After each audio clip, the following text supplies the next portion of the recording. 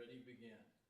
I pledge allegiance to the flag of the United States of America and to the republic for which it stands, one nation, under God, indivisible, with liberty and justice for all.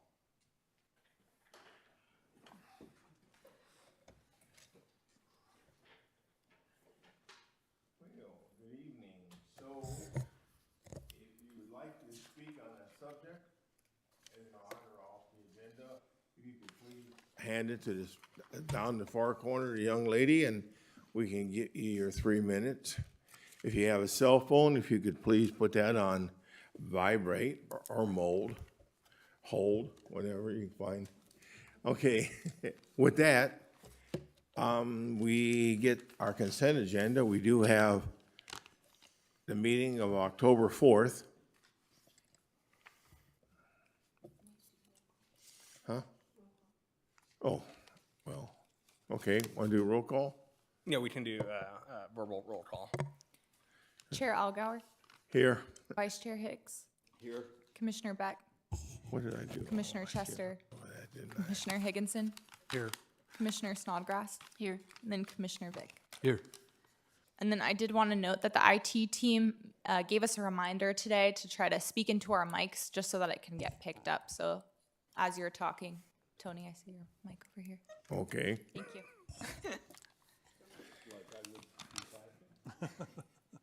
we have roll call, we have public comments. No public comments on items not on the agenda. Okay, then we can move to our consent agenda, which would be the approval of the planning commission minutes of October 4th. I'll make a motion to approve. Well, thank you. We have a motion to Second. approve. We need a second. Did you have a second thing? Donna. Second, okay. Anybody that's abstained? It wasn't, you were not here. correct? We got one abstaining. Okay, so all those in favor say aye. Aye. You got 4 ayes, so you pass. That takes care of our roll calls, Commissioner. Okay, let's just move into our first item on the docket, and just disclosing that any of you have an ex parte or a relationship or something with any of the items on the agenda this evening? No. No? No. Okay, we got 5 no's.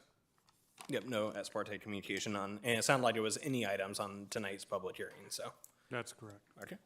Okay. Yep. Yep. Okay, now we'll just move to agenda item number 1. It's a regular meeting of the planning commission. Item number 2, the Jason Powell. Okay, that's a Jane Powell. Number 21-093, special use permit for the architectural review. Thank you, Honorable Chairman and Planning Commissioners. Today I bring before you item number 2, a planning use permit for the architectural review. I don't know which one it is again. You gotta point it to the back.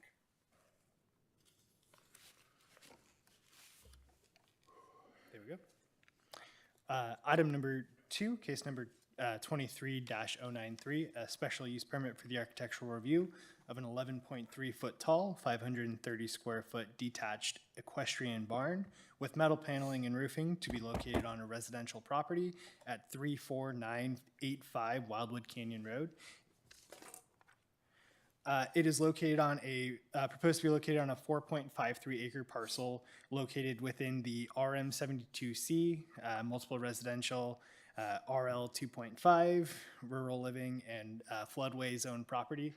As you can see in the photo above, it's a single parcel split into 3 different land use districts, so that's kind of the reason for that. The proposed development is within the RL 2.5 portion of the property. The property itself is surrounded by other single-family residences with a floodway to the rear and generally slopes downhill from the front to the rear of the site, with the proposed structure being proposed for horse care.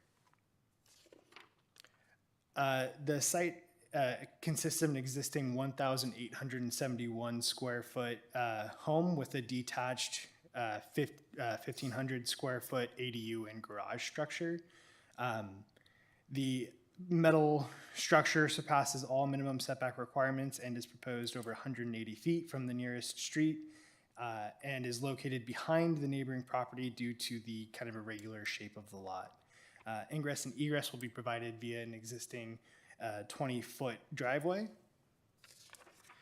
We have kind of an example elevation here. They are proposing to do a gabled roof that is 11.3 feet at peak height. It will actually be a two-stall. This is a three-stall structure with the siding to be vertical ribbed steel panels mixed with horizontal wood planks with metal framing and roofing.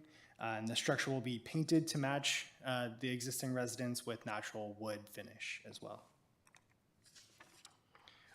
Public notices were sent to all surrounding property owners and only one comment was received by the property owner nearest to the structure, the one that was kind of mentioned before being in front of it. That property owner requested additional information and ultimately spoke in favor of the project. A couple of site photos to provide some context. The bottom photo is the approximate location of the structure, and the other two are the existing property. Therefore, it is staff's recommendation that you review the architectural design of the proposed structure, adopt the special use permit findings contained in the agenda report, adopt a categorical exemption pursuant to CEQA, and direct staff to file a notice of exemption. I am here if you guys have any questions, but the applicant was not able to make it tonight. Anyone have any questions for staff? Description that then the 530 square foot detached equestrian barn and is all that over 1,200 square feet? Was that it? No, so the overall footprint is the 530 square feet. This is kind of a discussion that staff has had where, it does seem a little bit, it'd be nice if we had some guidelines for, slightly smaller structures that we might be able to review a little bit more administratively, but the way that the code reads, the development code, anything with a metal roof or siding is required to go through the special use permit process. So it's the metal on the building is triggering this. That is correct. Yes, that's what I need to know. Anybody else have any questions for staff? With that, is the applicant here? They were not able to make it tonight. Would the applicant like to? But the applicant's not here tonight. Oh, it's not here. Oh, I thought you said they were here. Okay. With that, huh? That's confidence. Yeah. Okay, with that, I guess we'll just close the public hearing. Or there's no public comments on this item either. Now we can close the public hearing. Oh, okay. Now we can close the public hearing. Public hearing closed. Commissioners? I'll make a motion that we approve case number 23-093. I'll second. Okay, we got a motion and a second. All those in favor? Aye. Aye. That was 5 ayes. Before we move on, I was curious, what's the age of that house? I haven't seen architecture like that. It's an old salt box kind of. I want to say it was built in the 80s. It's got to be 70s or 80s, yeah. I grew up around the corner from that house, and it wasn't there Yeah, I'm just, in late 80s. I think it was an early 90s house it went in. Yeah, I think It's we'd have to very double typical. check.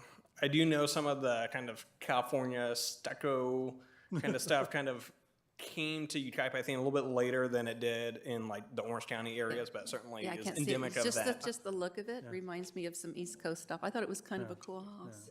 I guarantee, Donna, that people are still building that style of house today, so it's just, 'Cause it's it based on fits- economics and everything. It fits lots I better. just appreciate the fact that the applicant decided to go through this process because there's just an ongoing, I think, mode that people are just putting these things in without permits. So I do appreciate the applicant going through the city process and doing it right.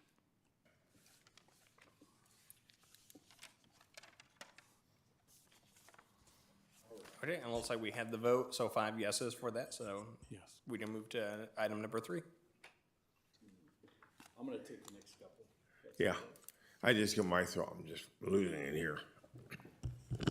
So the next one up is, case number 23-108. Let me make sure your microphone's Vice Chair on. Hicks, the mic. Next up is case number 23-108. Thank you, Vice Chair Hicks and Commissioners. This is item number 5, case number 23-041, which is a special use permit for the review of a 4,500 square foot and 21 foot tall detached, this is wrong. This is not the right PowerPoint. That got transferred over. It's okay. Bear with 19 feet tall and 1,230 square feet? Is that the one we're on? yeah. Number 3. It looks like a PowerPoint from a prior commission meeting got input onto the screen, and it's on a different computer over there, so we don't have as much control. May I present without a PowerPoint, or shall I? Yeah, we can present without the PowerPoint. Yeah, I'm I fine with happen to looking at have my the right one exhibits. in front of me right Yeah. now. Luckily, we don't have too many members of the public here for that item, so they're not going to be looking at the site plan or as concerned about that. But the site plan is in the agenda packet and at the counter for the public's benefit. Well, so this is item number 3, case number 23-108, and it's a special use permit for the review of a 19-foot tall and 1,230 square foot structure. As a part of the project, the garage will be relocated to meet the 5-foot minimum side yard setback requirement for the single residential land use district on the subject property, which is located at 11340 Fremont Street, and the applicant is Miss Jennifer Burton. So the subject site is 0.64 acres and is located within the single residential RS20M land use district. It is surrounded by other single-family land uses, and the proposed structure that we're reviewing today is an unpermitted garage that is used for RV and boat storage of the applicant's personal vehicles. And this project was discovered in August through a code enforcement complaint for unpermitted construction. But I do want to note that with the help of her father, Wayne, Ms. Burton has been very proactive on moving this project along and having it before you pretty quickly, which is positive. So in regards to the site plan and the current configuration of existing improvements on the property, there's a 2-story home, which is 2,814 square feet. And then there's an existing 1,200 square foot detached garage also on the property. The structure that we're reviewing today with the special use permit is again that 1,230 square feet and stores the unpermitted RV, is an unpermitted RV garage. It's to be located 3 feet north to meet the 5-foot minimum side yard setback requirement of that existing land use district. The garage is currently situated in the southeastern corner of the property, more than 250 feet from Fremont Street. In regards to the elevations and the siding of the structure, it features metal siding painted in the color clay/seawolf, which matches the existing primary home. The garage is enclosed on 3 sides with an open front panel to provide access for the RV and features a pitched roof with a peak height of 19 feet. Some site photos were included in the agenda packet for this evening. And in regards to public comment, I received one neighbor response in support of the project expressing that they would not be opposed to the garage even remaining in its existing location. However, given the non-complying setbacks, as it's only 2 feet from the property line in its current configuration, an approval of that setback would also require the processing of a major variance. And there's no unique natural topographical circumstances on this property to support that variance, so the applicant has decided to relocate the structure. Additionally, and this was further noted in the staff report, that the engineering department had discovered that it appears the structure is encroaching a bit into a 15-foot sewer easement that was established as a part of the parcel map. However, they did contact Yucaipa Valley Water District to get some further clarification and direction as they're the city's sewer provider. And Yucaipa Valley Water District did provide what's called a non-interference letter, noting that their existing sewer line ends at the northwest corner of the property, so that the structure doesn't encroach into or wouldn't affect their existing improvements, and the applicant understands that they would be liable in the future if there was ever need to further relocate or remove. So based on that, it's staff's recommendation to review the architectural design and the project before you today, adopt the special use permit findings as well as the categorical exemption, and direct staff to file a notice of exemption. Thank you, Katrina.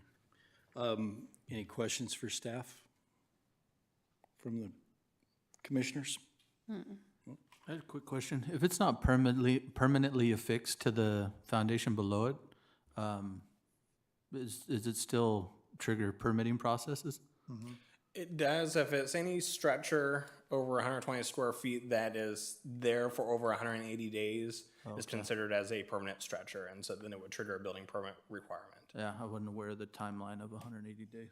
I wasn't either. Thank you. All right, we'll open for public comment. There are no public comments on this item. I don't know if the applicant wants to do a presentation or not. Don't have to. Okay. All right, well, with that, we'll close public comment then. And commissioners?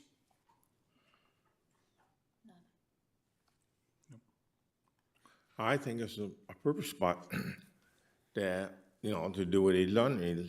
I drove by it. I think it's a great idea. And I think it'll be helpful. So I'm gonna ask we make a motion to accept case number 23-108 and the conditions as read. Okay, we have a motion, a second? I'll second. Second. And with that, we'll take a vote. All those in favor? Aye. There you go. Thank you. Thanks for playing by the rules this time.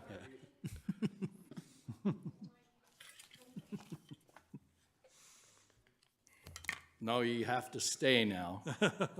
You must stay and listen to everything else.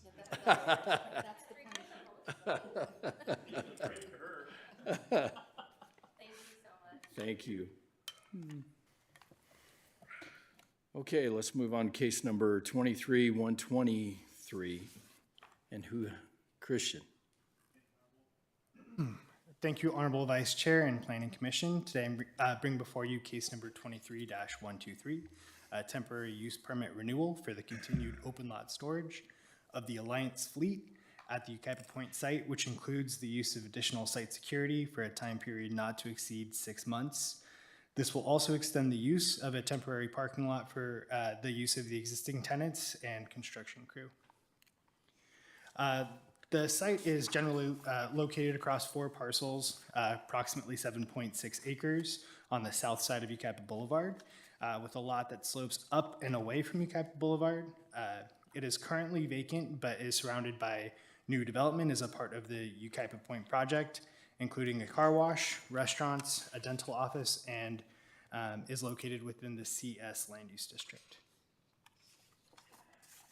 The previous action on this project, or a little bit of background on the Yucaipa Point project, City Council approved case number 18-129 and 20-065 to allow a phased unified center known as the Yucaipa Point project, which includes retail stores, restaurants, a future medical office building, and express car wash, with a tentative parcel map that was approved to subdivide the project into individual parcels, with construction commencing and being completed for several of the pads.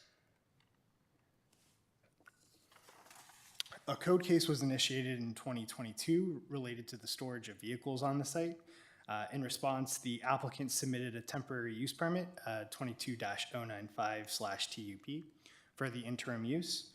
The TUP allowed for the continued storage of vehicles, on-site security, and the creation of an interim parking lot for the existing uses, and that TUP is valid until November 5th of 2023. Following the approval, staff have been made aware of numerous complaints, including confusion about whether storage is permanent, the purpose of the vehicles stored on the property, and several comments that the use is unattractive. I do want to quickly note it could be worse. Luckily, most of the trucks out on the site are Rams, and so it could be a lot uglier. So just wanted to throw that joke in. There's quite a few Chevys out there. Yes, there are.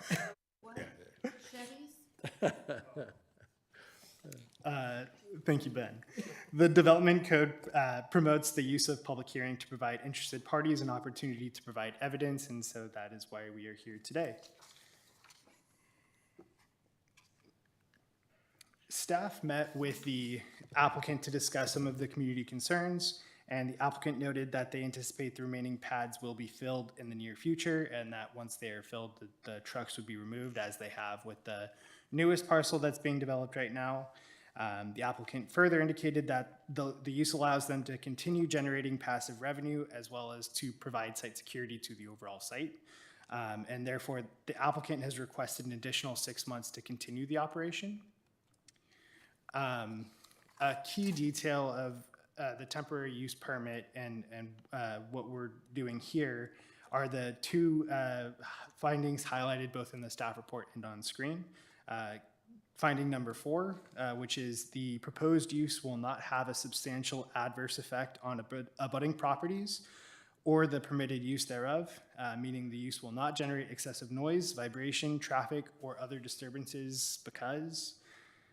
And finding number 5 indicates that the proposed uses are consistent with the goals, policies, standards, and maps of the general plan and any applicable plan because based on the comments received, staff has referred this item to the Planning Commission for their consideration and to examine these findings. All right. Thank you, Christian. 3:30. Or So no, we're you still going have a more. little bit further. A little more. Notice of the project was posted in the October 20th, 2023 issue of the Yucaipa News Mirror, and no comments were received in response to that. However, the City of Yucaipa also released an informational video on October 25th, 2023, to inform the public about the use as well as to make the public aware of today's Planning Commission meeting. 5 responses were received with comments regarding the proposed Kaiser timeline, appreciating the transparency of the process and concerns of the appearance of the use. As a part of the environmental review, it should be noted that pursuant to CEQA guidelines, this project qualifies as categorically exempt under section 15061B3, which is the general rule exemption. On the screen, you can see some site photos of the storage as well as some of the development of the pads. And therefore, it is staff's recommendation that the Planning Commission review the temporary use permit renewal application for the continued open lot storage, and if the request is considered to be acceptable, that you approve the temporary use permit subject to the conditions of approval contained in the agenda report, that you complete and adopt the findings for the temporary use permit, that you adopt a categorical exemption, and direct staff to file a notice of exemption. If you guys have any questions, the applicant is here. I believe that he did prepare a little bit of a presentation as well, but staff is also here if you have any questions. And I just wanted to kind of highlight, this has certainly generated comments on social media, kind of going like what's going on. And so one, we did the video, and then 2, bringing this for you guys tonight, just so that process, the public has kind of a venue to kind of see what is going on, what is the applicant doing. He's able to tell his story versus when we get kind of the emails, staff saying, oh, this is what the applicant's doing. But it does carry a little bit of a different way if people can understand exactly what is being proposed, and more importantly, what isn't going to stay there. The applicant doesn't want this to be a parking lot for white trucks.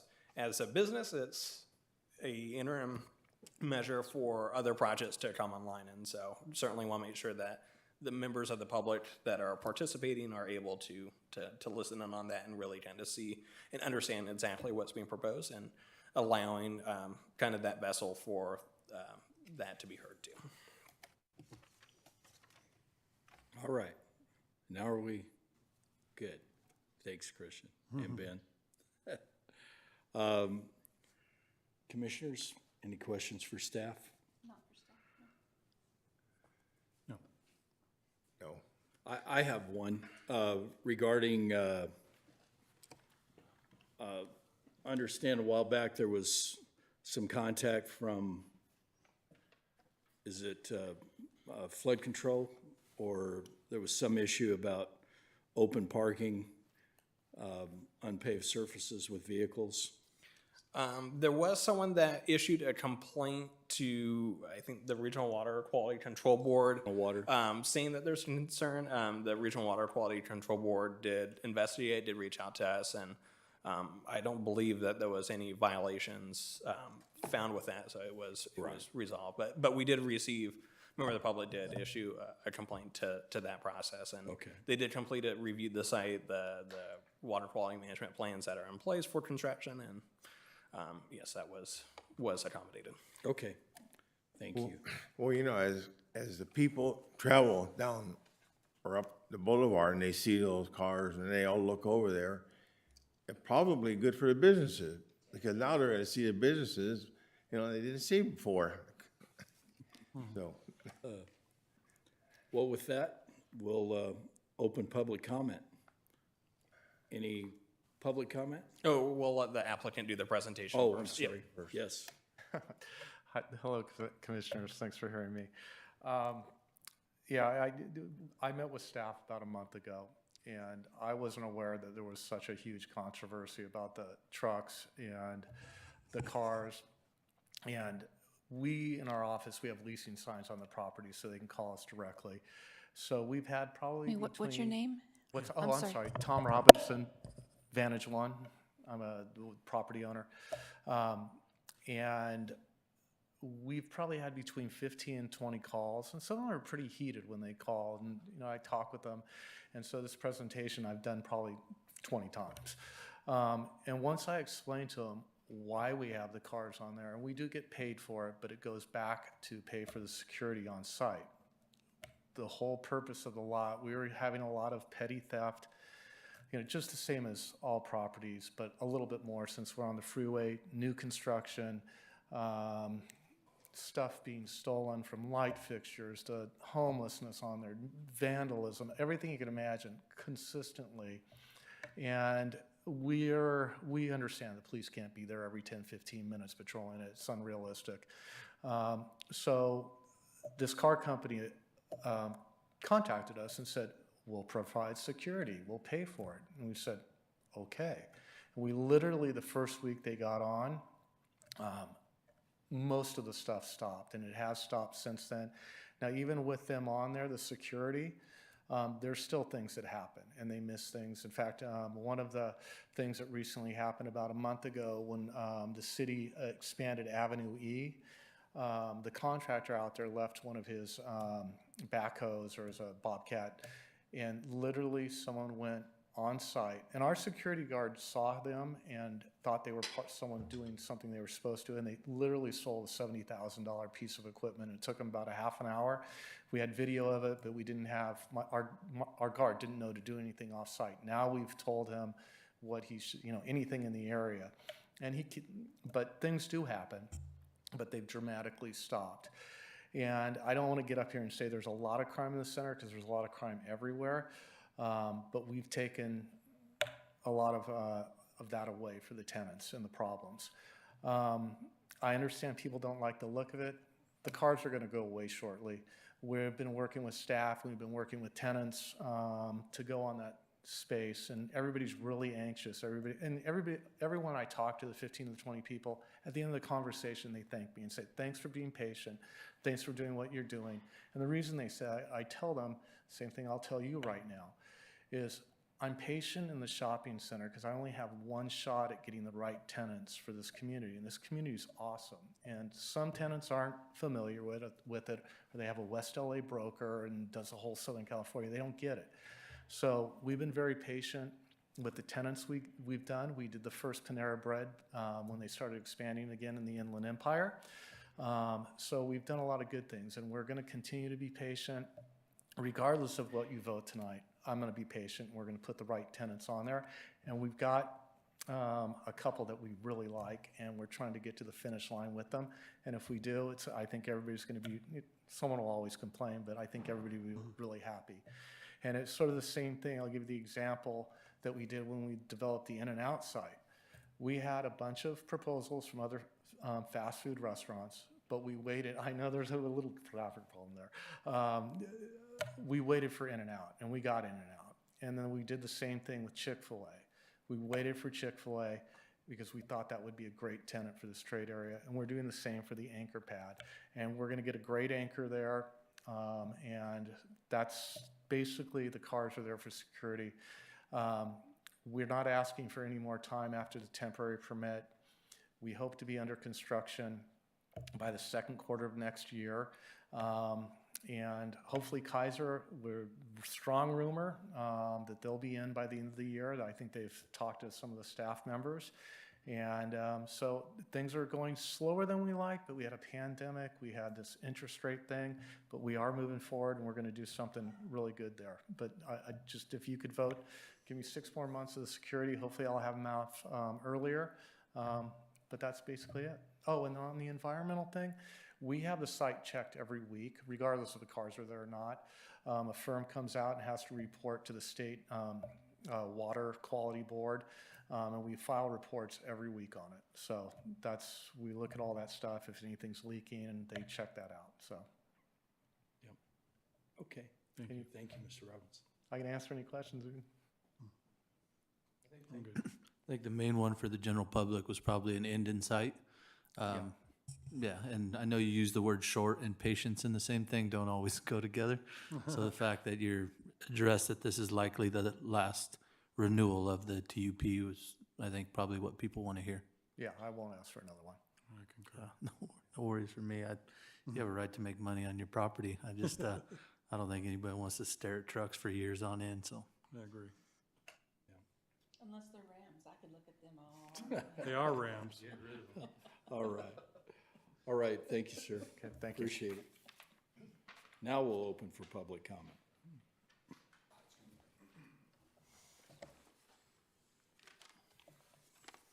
Okay, Jessica Corden, and you can.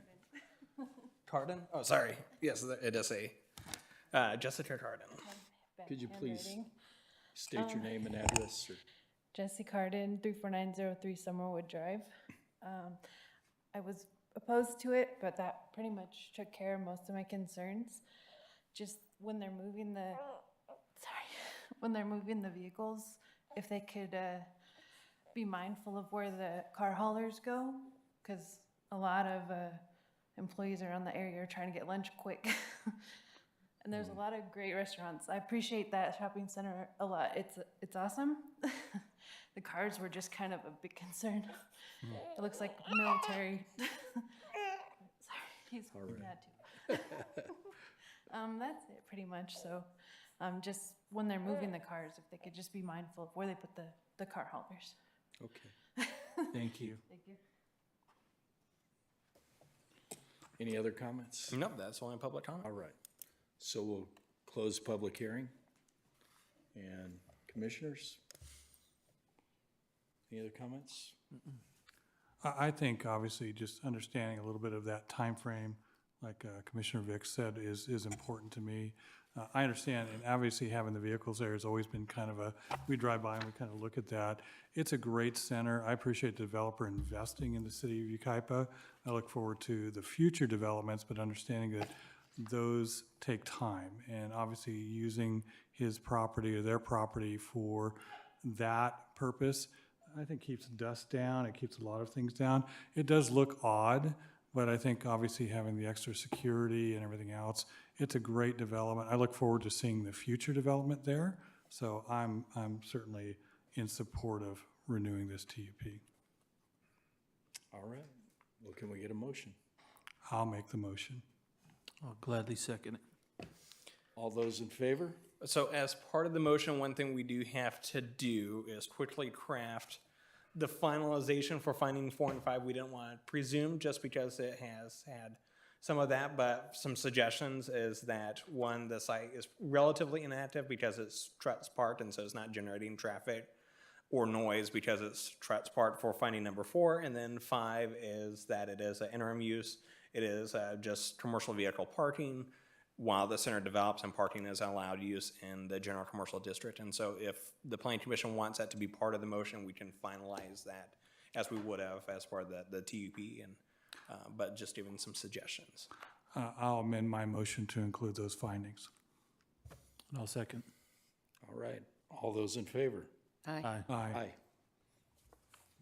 Carries.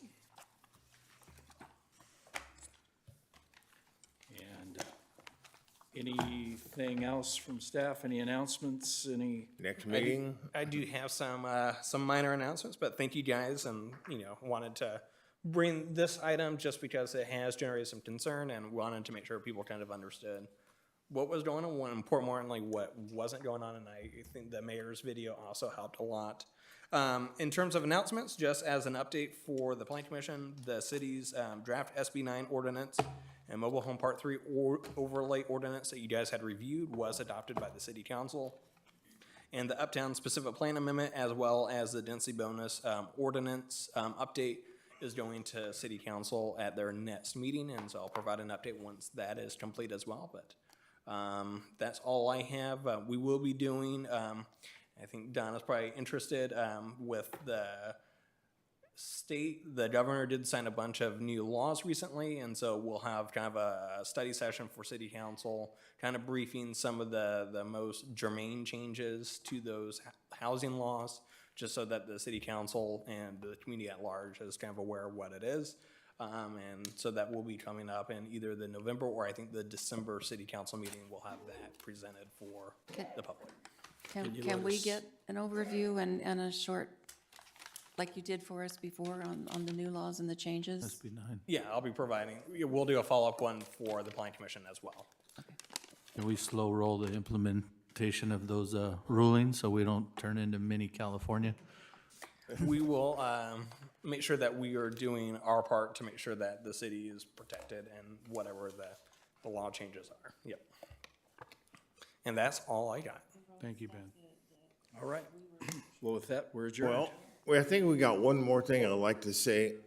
I'd like to say in behalf of the planning commission, would like to wish Madeline a lot of luck in her new adventure. All right.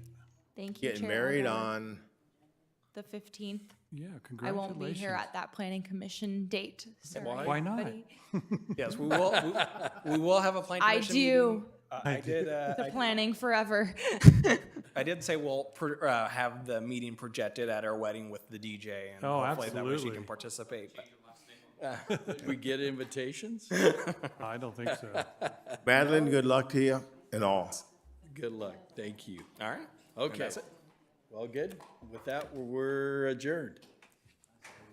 Thank you, guys.